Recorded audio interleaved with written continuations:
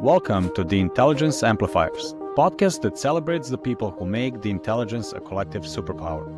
In every episode, we uncover the stories of learning and development leaders who amplify knowledge, break down silos, and empower teams to thrive. These are the enablers of insight, the ones turning expertise into action and shaping the future of work by ensuring that the right knowledge reaches the right people at the right time. So, if you're ready to explore how the intelligence is amplified and shared across organizations, you're in the right place. Let's dive in. Cool. Awesome. Well, today we have Victoria Sevilla joining us on this episode, and we're going to talk about what it takes to be an L&D leader. And Victoria, you're currently a head of people at an AI startup, and I'll let you talk about that. And a while back, you were also at VMware running learning and development, focusing on leadership development. That's when we met.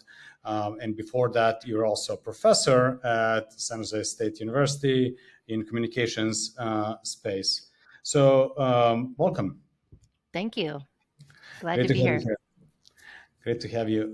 So I remember many, many years ago when we wanted to start a blog site and we're sort of featuring people that are doing interesting things. I think that's when we met.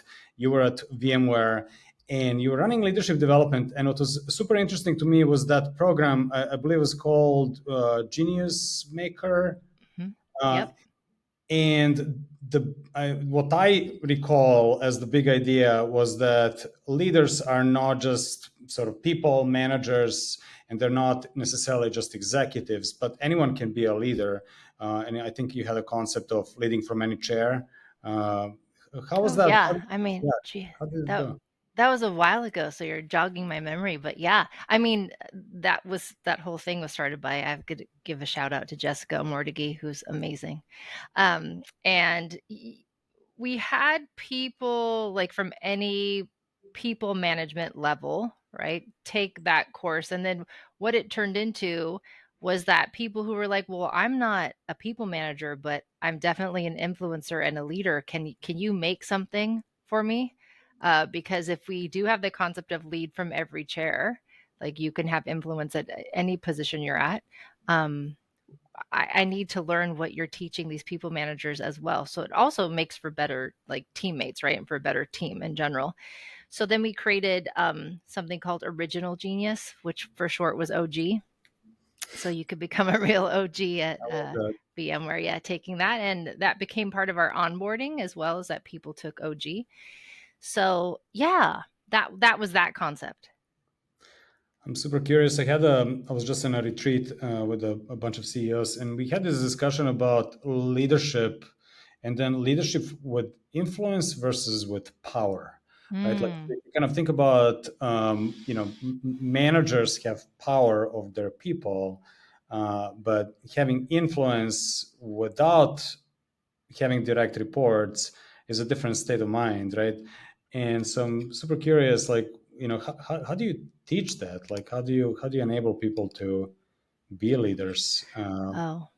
That's a heavy question, Marko. So I feel like what the perspective that I would take on that is the concept of power over versus power with. Mm-hmm. So as any good leader would know, and I feel like the most outstanding leaders I know always say, I work for my team. It's not the other way around. And this is how they support me and make what needs to happen at this company. And so I am the person that like opens doors for them to run through and, looks around corners, and vice versa. They do the same. But I think that teaching someone, I mean, it's in the internal resourcing that a person has around the capabilities and abilities to be able to work with someone and manage or lead someone without having to do that through means of knowing more than them, like through the power of like, hey, I have more information than you do. Because what we're seeing too, in general, especially I think in the Silicon Valley, is around power comes from knowledge sharing, not knowledge keeping, right? So understanding that, hey, the way that I gain influence or even power, however you want to say it, is through sharing knowledge, is through supporting and having power and empowering other people as well. So we're powerful together, as opposed to one person has the power and the rest have to, be more soldiers than scouts, I think Dan Pink would say. But that's a that's a multi-leveled question in general, but like, how do you teach someone that? And so the reason why I went to, hey, it's about your internal resourcing is, for example, when if I ask a leader, like, hey, why did you not have this difficult conversation with someone that maybe needed to happen, and therefore, and again, this is just prevalent through any company, or it happens in any company. I'm not speaking about a current situation, just to make sure everyone knows that. But when situations have come up where it's like, hey, I'm not sure why this person is leaving, let's say, and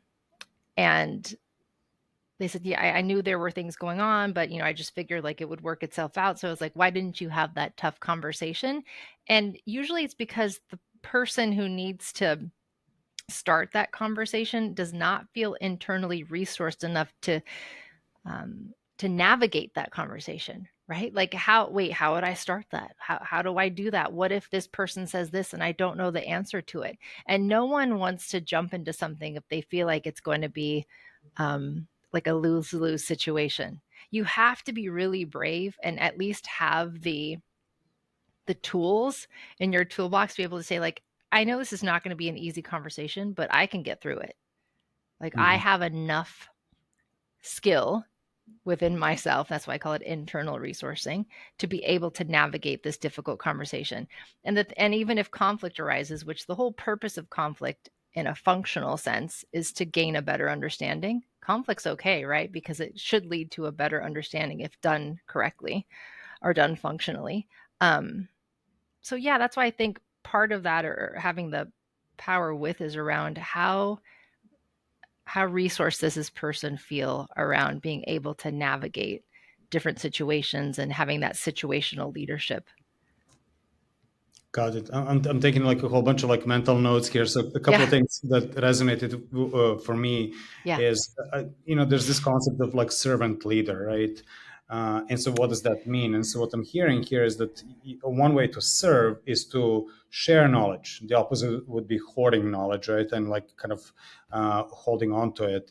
And so by sharing knowledge, and we empower others to be the greater version of themselves. Right. So that's one thing that I heard. The other thing that I heard is something that's interesting. So it's not necessarily that I want to hoard knowledge, but I may not know how to share knowledge. Right. And so there's probably knowledge that's the matter of fact, right? Like, this is how you do X at our organization. But there could be some interesting things. And what I heard is boundaries as well. You basically said conflict is not a bad thing. As a matter of fact, the most fun is when you play the boundaries, right? And you kind of like push a little bit against it. And that's where the magic happens. And kind of having that, faculty or skill or whatever you want to call it, but being able to, and feeling secure to kind of explore those boundaries and sharing from that point of view, and through that empowering the other. Those are some things that resonated.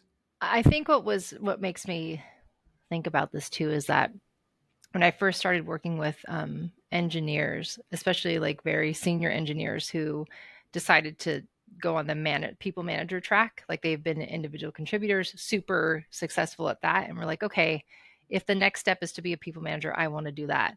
And then they would get into it and be like, wow, this is different. And one of the things they would struggle with is they were such experts that they would struggle with, how much do I let go of and allow the other person to kind of figure out, and how much do I keep and say, I can just do it because I'll do it faster and I know how to do this. And, how much do I own and how much do I share? And so I think, again, that's where a manager and leadership development would come into understanding like how to prioritize things, but then also how to coach. And that made me think of a Carol Dweck saying, like Carol Dweck, right? Like, the Mm-hmm. founder of the whole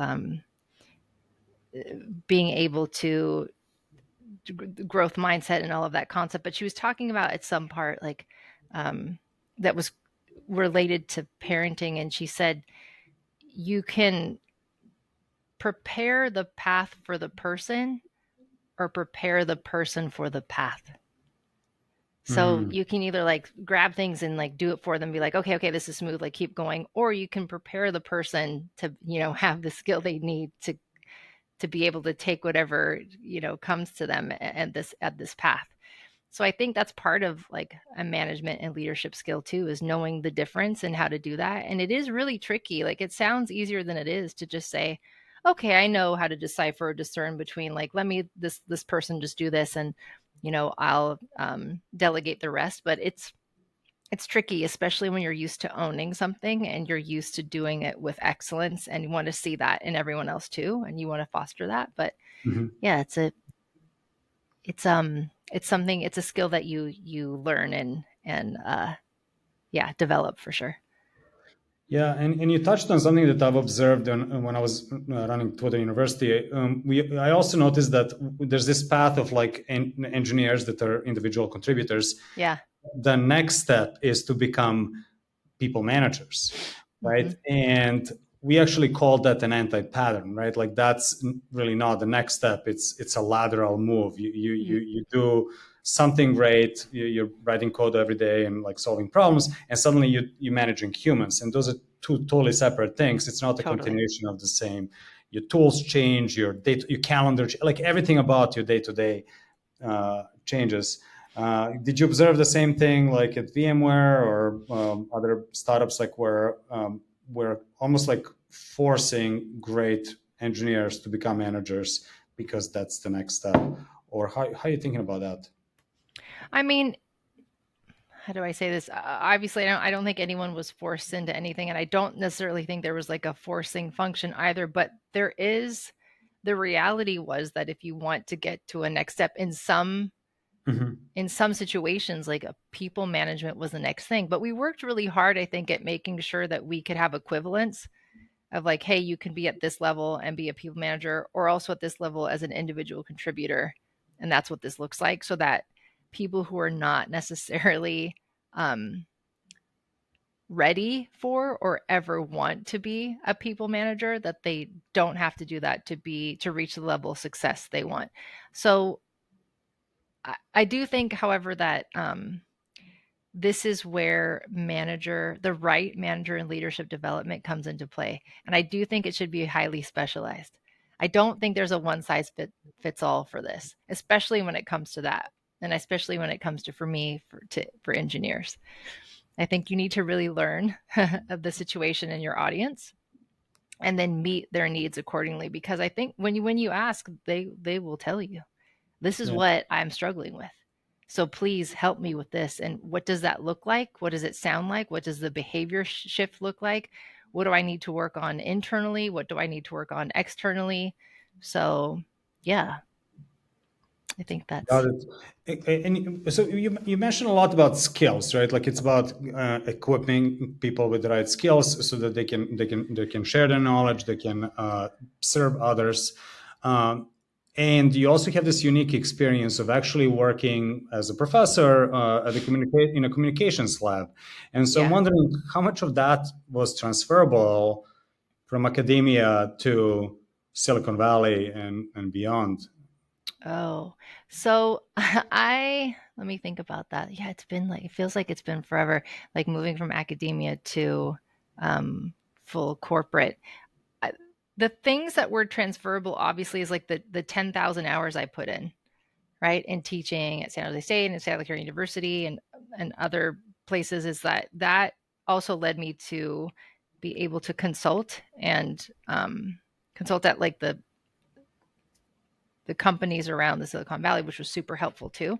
The transferable skills, as far as like, being an L&D leader, is there's nothing like time put in and actually facilitating and teaching those courses and putting courses together and understanding that I still had an audience with my students around like what will resonate with them, meaning like how do I communicate this in a way that will meet them where they're at? I mean, and everyone's at different places, but in general, how do I make this interesting? And for me too, it has to be interesting, and I have to be passionate about it. I can't teach something that I don't also believe in to be true. Now, I'm not saying that I can't offer theories or something that I think are interesting and maybe don't, adhere to myself, but we'll say like, hey, just so you know, here's what the research says across the board. I think how it really, really served me, like being an adjunct professor and then also doing research in psychoneuroimmunology, so like in the neuroscience side of things,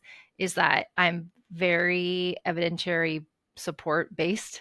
So I'm not going to ask you to do something or have shift a behavior or, you know, engage in a best practice without telling you why. And I will tell you the why. It's connected to the science and research and social science, right? So my passion and research and time spent in social science has served me so well, because especially working in tech and especially working with engineers, that is what actually helps them listen and go, okay, this is valid because you're telling me the science behind it. And because I can tell you the evidentiary support and the research and I can back it up all day long, that's what makes it viable. And that's what makes people kind of make the shift and go, okay, got it. This is a real thing. Yeah, I mean, being an engineer, I can kind of relate. We always want to understand Yeah. why, right? Why would I trust this, Yeah. methodology or system, or the person? Yeah. And I think in the greater aspect of things too, it's not just about, again, I wasn't, born of HR going into it, meaning like I didn't start my career in this. So I started it obviously in social sciences. And when I got into HR, I was like, oh, there was this really interesting stereotype, I'll call it, around Mhm. people in human resources not being connected to the business.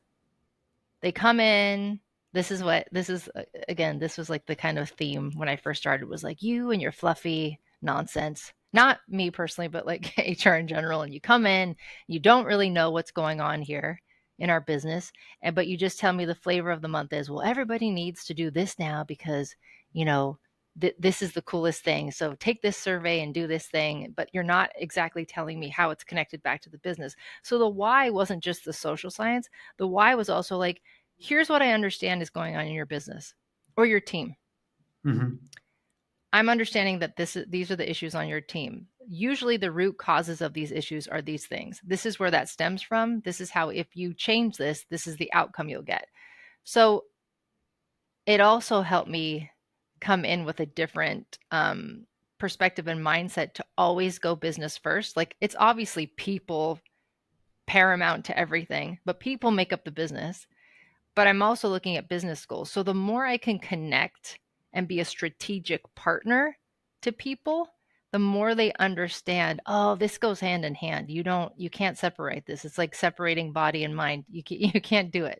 So once you understand the people, but you understand what these people need to, what their goal is, what the mission is, what needs to be produced, and then you connect what you're doing from a human resource standpoint or a social science standpoint to that, then it's golden. Because then they say like, okay, so you actually understand this situation in particular, and it's not a blanketed kind of prescription, right? Around like, do this and like everything will be fine, or just do it because it's what everyone else is doing. So connecting back to the business is really the number one thing.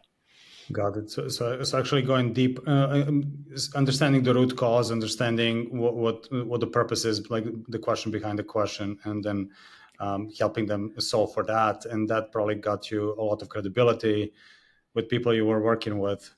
Yeah. Yeah. And also that's a fun part for me.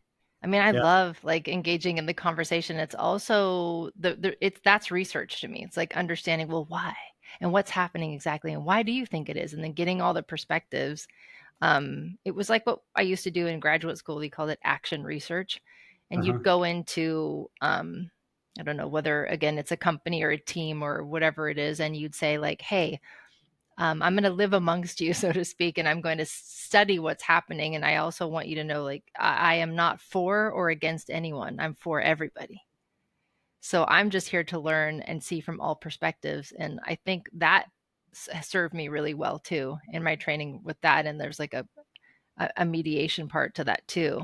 But if you come from that kind of audience analysis aspect with curiosity, it serves you really well. Got it. And so you learned all this sort of from scientific academic point of view, and then you took that into Silicon Valley corporate setting, and one of the largest organizations was VMware. What was surprising? Like what was something that you did not expect when you kind of made that move into corporate world? Yeah, was that. So, I mean, my first move complete, like full time, was at Synopsys, and then moving to VMware. But let me speak more generally. Moving from academia into corporate full time, I was really worried that I was going to lose purpose. Because when you're a professor speaking to students all day, every day, and they come back and like I got to teach things like interpersonal communication and, public speaking, critical dynamics in teams, like all of these things that like are your everyday life skills. And students will come back to you and say, like, this is how this changed my life, like literally. Or I have a conversation now that I could never have before. Or I made this advance in my pursuit of my career because I learned this thing, this skill. And it's ridiculously rewarding. So I thought, like, where's my purpose going to come from if I go? Am I going to be like just, this hamster in a wheel, just, working in this situation that kind of feels bereft of any kind of heart and purpose? And I found that wasn't true for me at all. Quite the opposite. I felt like I had my scope increased tenfold because now it was global. Now you're working with people who, spend most of their lives at work or a good portion of it. And so if you make work life better, it makes their life better, period. And then that also trickles, nothing just stays in one place, right? It also trickles into their personal life and everything else. But I feel like my biggest surprise was how much, how fulfilling it was, how much purpose I got from it, and how I mean, I really, especially when I just got to VMware, I was like, where has this job been all my life? I didn't know this existed in graduate school. Like, it was amazing. I really loved it. And I loved working with leaders and all the opportunities I got. It was super great. It's the ripple effects. I love kind of like calling that out, right? So it's not just what you cause with one person, but it's also and professionally, but also what you cause with them through 360 entire life in their entire life, and then them being influencers, what it causes for their teams, and having those like ripple Totally. effects, both horizontally and vertically. That resonates. And looking back, what's something that you're most proud of? Like you had a pretty decent stint at VMware. I mean, looking back, I think, listen, what am I? I'm so focused on being present and focusing on the present moment and moving forward, especially in my current job. You have to be really present and looking forward because everything's changing every single day. I don't know that I've thought about that too much, but I think if I'm looking back in retrospect, there are so many things that I'm proud of that other people helped me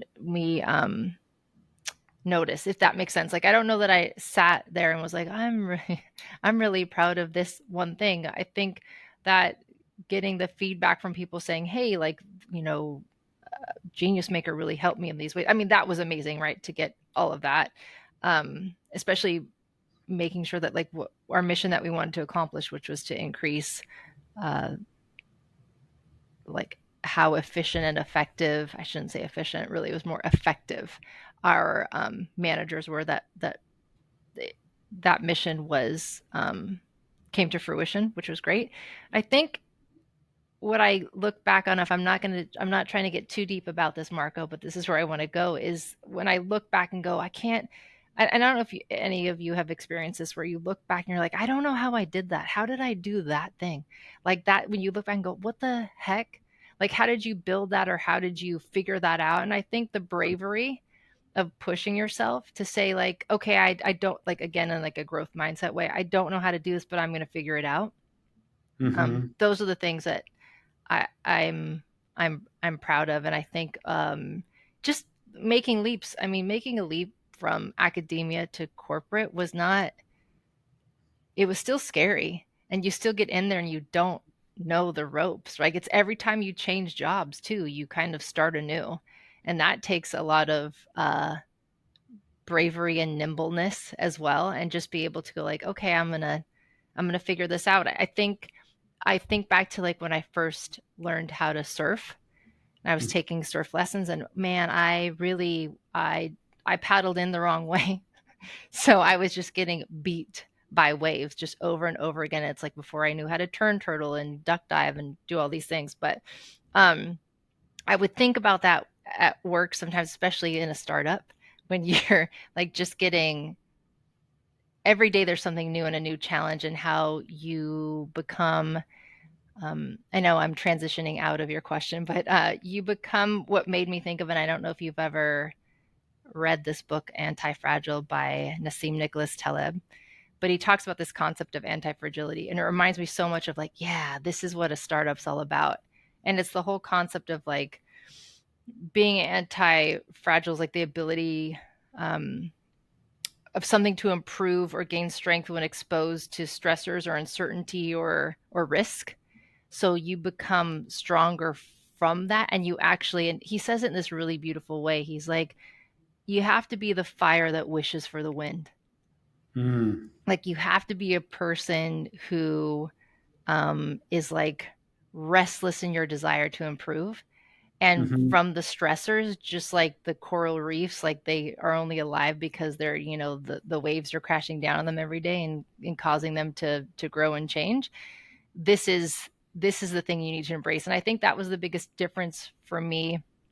I mean, that's always true, I think, in places you work, but that was the biggest difference for me in moving from large corporate to startup, where you that mindset for me in my experience is like imperative, and also super super exciting. I love that. So the way I kind of look at your career, talk about taking leaps, right? Like your leap one was from academia to corporate. Yeah. And now you're jumping from big corporate to a startup. Hmm. It's almost like surfing the waves. You're catching the next wave, right? And you're now with an Totally. AI startup, and that's what the action is. And also, it seems like to me, and this is why I wanted to kind of double click. You kind of also you went from a small fish in a big pond to a Uh-huh. bigger fish in a smaller pond, Yeah. and through that changing also what is that you do. Like the way I sort of see it is you focused on leadership development, but now it's more about culture, and it's about impacting the entire culture of a company, right? 100%. And that's what I mean. Like you have a bigger scope, smaller Yeah. organization, but much bigger scope. So how do you Yeah. think about that? Like that leap of faith or that next wave for you of designing culture as opposed to Yeah. leadership? I mean, I'm so passionate about it, and I love it so much. And I think it is a really cool, and I think this is really important for L&D leaders to hear too, because I don't know um, a, a whole lot of learning and development leaders that then move into head of people roles. I mean, I do know some, and they're ridiculously fantastic, but I do know more people who are like in recruiting or in, um, I don't know, like they were an HR business partner or something more like that. And even though I'm so grateful to the HR business partners I've worked with in the past that have really taught me a lot of what I know and been amazing partners. The move to culture is like, culture is the operating system of a company. Mhm. And I think what one of the most interesting things I learned is being in a startup is that, well, one, if you don't focus on culture, you will still have a culture, but it'll be culture by default, and that's probably not the one you want. And that the second thing was is how interesting it was to have conversations and encountering people who were like, well, let's say, creating values or implementing value, operationalizing those values more importantly. And them saying like, what is value? What do those have to do with anything? That doesn't have to do with business. You're just like, be nice, everybody. Like, and I'm like, oh, it's so much more than that. It's, and, and having conversations about how the values and however you construct those values of a company and the behavior that you're asking to be operationalized connected to these values directly links back to your mission. What do you need this company to do? How do you create the conditions for success for that mission to come to fruition, or purpose, whatever you want to call it, but really mission? So I think that's a super exciting part of it, is that working with highly technical people who totally understand that. I mean, for me, one of the super exciting things was talking to our CTO from the current company, and him saying like, you can have the smartest people in the world working for you. If you don't have social fabric, it doesn't work. And that's part of culture, right? Is like the social fabric, how people work together. I really love the way Frances Fry, she has this way of, she said, everywhere strategy is silent, where strategy is not enough, that's where culture comes in. And culture is what describes to us how things are really done around here.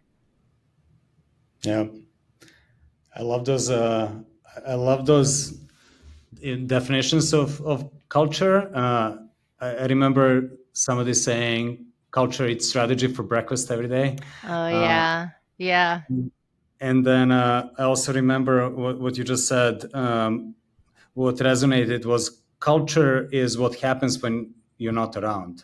Like when a leader is not around, that and what happens, that's what culture is, right? Because people operate in a certain way. And also one thing that resonated, I think you mentioned it, but I know it is you're going to have a culture one way or another. It's either going to be by chance or by choice, right? Totally.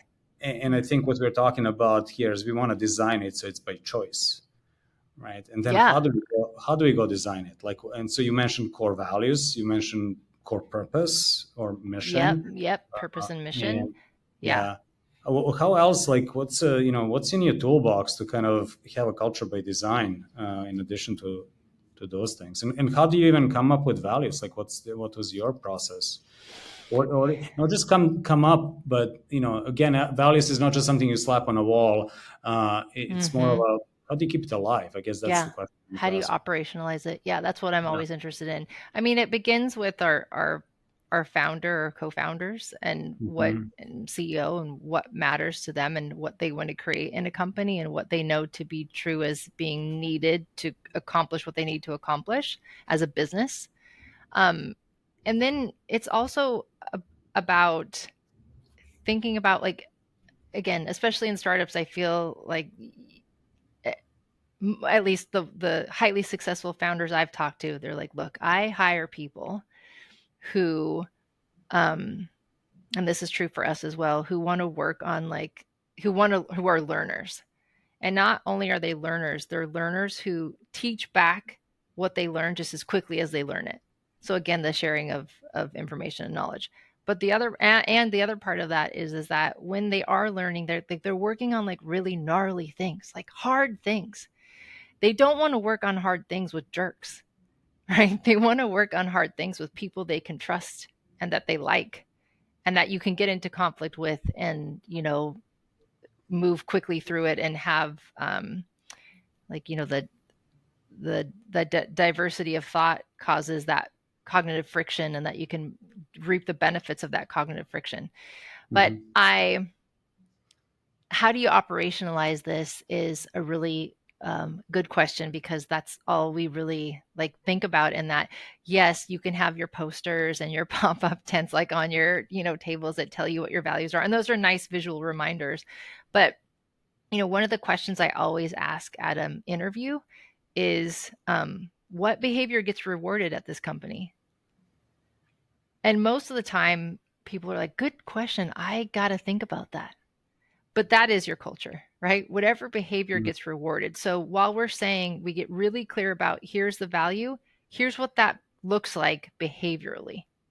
And Mm-hmm. without getting like, too specific, but it means like, if, act with integrity, do what you say you will do. If you make a Mm-hmm. promise, follow through on it. So it's generalized enough that everyone can make it their own. But the part of how we operationalize that is, one, it starts at the top as well. Like, the top leaders have to embody this, and people are watching them all the time to see if they are or are not. And then, like, something that we do is we have excellence in values awards. So we have these quarterly awards where employees can nominate one another. Mm-hmm. And the nomination works where it's like, you have a form. They literally fill out this form saying, hey, I want to nominate this person, here's why. And then they have to explain. It can't just be like, I think they're great, give them this award. They have to explain why and how do these particular values show up in this person. And it's more like the day to day, right? That's where the tough stuff happens. It's not that they did this one great thing. It's just consistently, this person is like this, and it makes my life so much better. So, and, obviously is amazing for the business, because this is how it works. So when we have that, and what we do is, like, we have people get, they get nominated, and they have these write-ups. And then when they get the actual award, we read back what everyone has written about them and why they won this. So it's tremendously validating, just as a human being, to know that you're valued, not just for what you do, but how you do it. And the how you do it makes such a difference. And so Mm-hmm. that is how we also go, like, this is the reward, right? For how we're calling you out in front of everyone, the CEO, all the executive staff, every single person in the entire company, because it happens at our all hands, is hearing, how we are recognizing what, how you are doing things, again, not just what. So I think the operational, and then it's also in our performance reviews. It's not just about you meeting your objective, it's also about how you met your objective, like, behaviorally. So it's at, many different, like, points of how you show up. It's we're watching how you do things performance wise. We're also recognizing when, you are making a difference in other people's lives, and people recognize that. um it's modeled in leadership. And then, but also there are visual, I'm not trying to put down the posters and the pop-ups, because it's also nice to visually see that. Yeah, visual cues are good for reinforcing. I really, what I heard is three things. One was having that clarity from the top, as you kind of mentioned, what your founders are looking for. I can almost like underline the values that they value.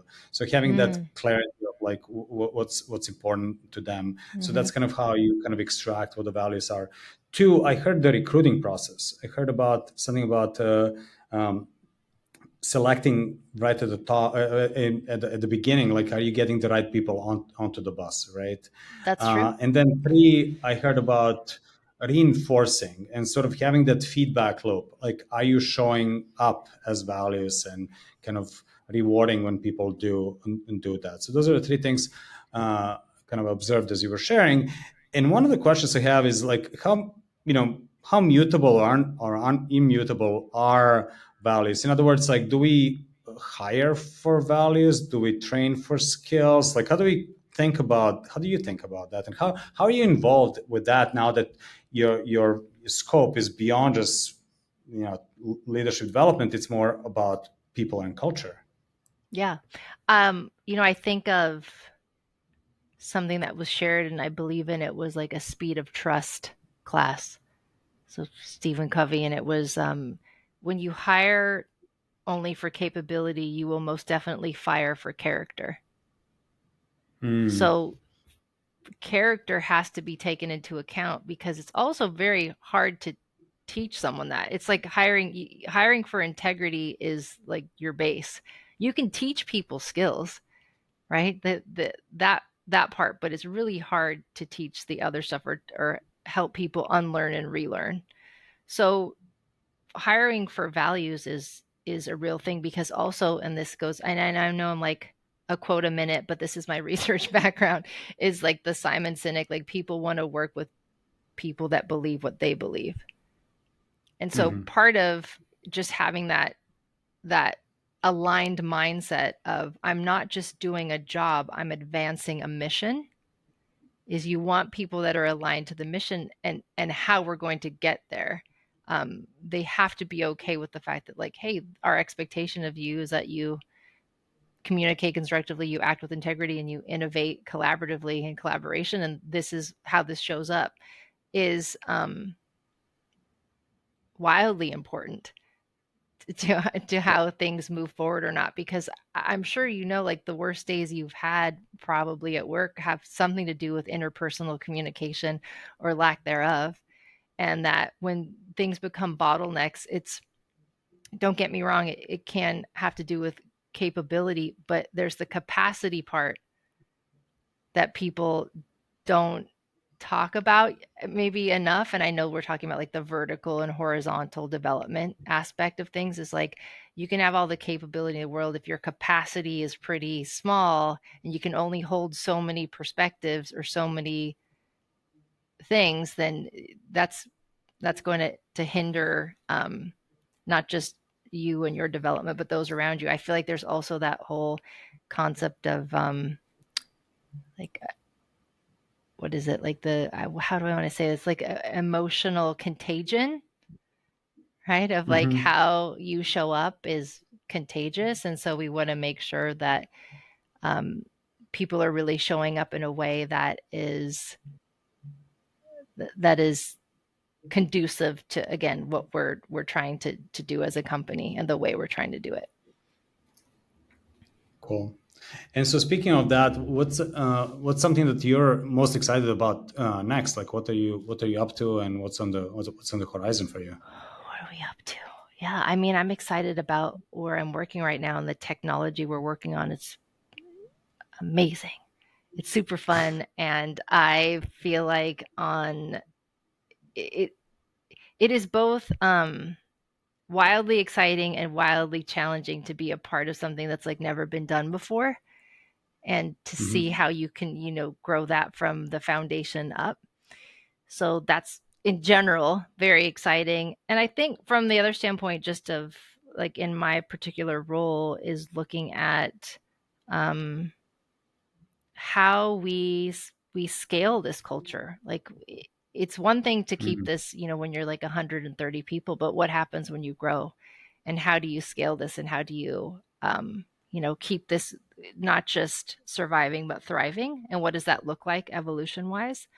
There's also all the other things, like from the standpoint of like leveling and all the things that you want to work on to make sure there's equity and for people, and how every single part of a people team and what they do is all connected back to the culture anyway.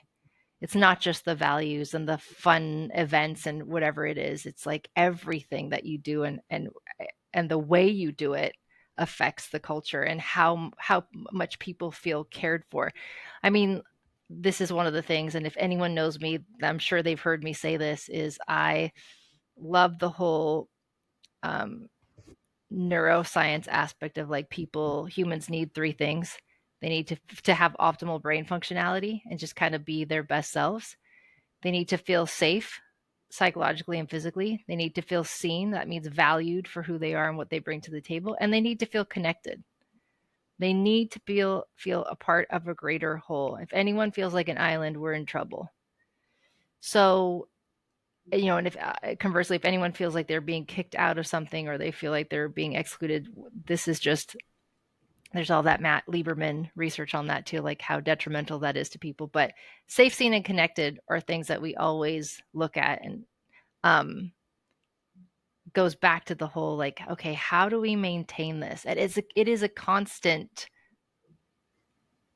thing. It's not just like, oh, you do these three things and it works, right? It's just a constant evolution, but it's a constant upkeep too. And just ensuring that everything that we do, from performance reviews to um I don't know, there's like, again, everything that has to do with the people team goes back to those tenets and goes back to understanding that, like, hey, how do we create the conditions for human flourishing? And I know, Marco, this is part of like how we connected in like the positive psych area, but Yes. yeah. Yeah. We had that brief interaction at UC Berkeley, positive psychology, and yeah, that was super fun Yeah, and super super fun. interesting. Yeah, Yeah. I'm curious. So what I heard is a designing culture, but then once that's done, then how do you scale culture? So those are. Mm-hmm. It seems like that's going to be the next wave for you, and we'll be hearing that story as it kind of unfolds. But maybe looking back, so you're now obviously working on this, but looking back, and if you had to think about like something that you would give as an advice to the younger self, right, starting down the path of L&D, Yeah. or empowering people, or however you want to think about that purpose of yours, what would that something be? Yeah. That's so easy for me because I think about this all the time. Is I would say go try more things, meaning go into the marketing team and see what they're doing. Go and it's not like I didn't talk to them, but I'd say like get even more interested in how they operate and how they're connected back to the business. Like any part of the business. Don't be afraid to go into different teams and say like and ask questions and be inquisitive about it, because I think especially in learning and development you can get very insular. You could say like, okay, here's what we do and here's what we focus on, and I actually love the subject matter expertise part of that, and yeah, I can just like live in that, forever. But Mm-hmm. you become an even better L&D leader when you know how the rest of the business operates as well. So I would, and even if like you take a, how do I mean, some people have done this where they actually go take a little bit of time and work in a different department.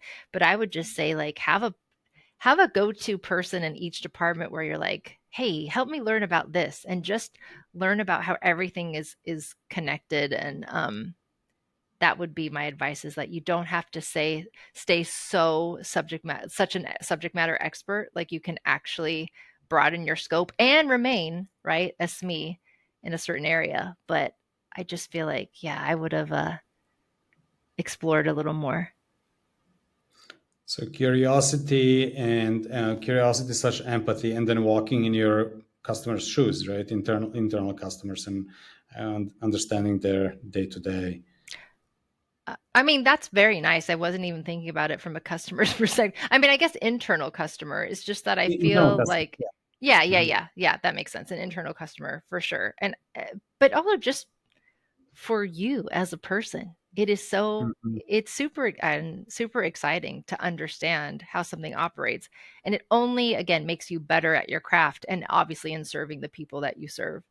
Um, but that is something that I'd say, like, go, don't be afraid to explore and ask questions about like different areas, even if you think it's like totally different than what you're doing, or even if you think someone doesn't actually think what you're doing is that valuable, right? They're like L&D, who cares about that? Um, Still learn and then, take it from there. I hear a lot of like kind of overcome your fear, take a leap of faith, don't be afraid, just go for it. Yeah, I guess that's that's an awesome. true. Yeah. Yeah, yeah. I think I can definitely get into like analysis paralysis. I think especially if you're like researching, you're constantly thinking about, how, if you take a lot of dual perspective, which I do, is like, how is this going to affect the other person and what does this mean? And that's part of the job, or doing well in the job, right? Is that you really have to understand multiple perspectives all the time. Um, and so you can get caught up in the like, okay, I'm here to serve. I'm here. What can I do for them? Well, it's also like, wait, how can you develop yourself? Mhm. How can you, and this is, a friend of mine who had said, hold on, like you need to take a moment in my career. And she's like, you need to understand what it is you're getting out of this as well. What are you learning? And how can you develop yourself more? And again, it's only going to be great for others in turn, but think about, what you want to get out of this too. And I was like, why have I never, that was just not something I thought about. I was always like, what can I bring to the table, and, what can I do for the situation or the business or whatever it is, and not just, hey, what can I learn from this? Yeah. That's cool. Well, thank you for sharing. I really appreciate it, and great to have you. I always love watching your story unfold. I can't wait till we do this again and talk about not just designing culture, but also scaling it and learning from you. So thank you, Victoria. Great to have you. Yeah. in this Thank you, episode. Marko. Always a pleasure. Thank you so much.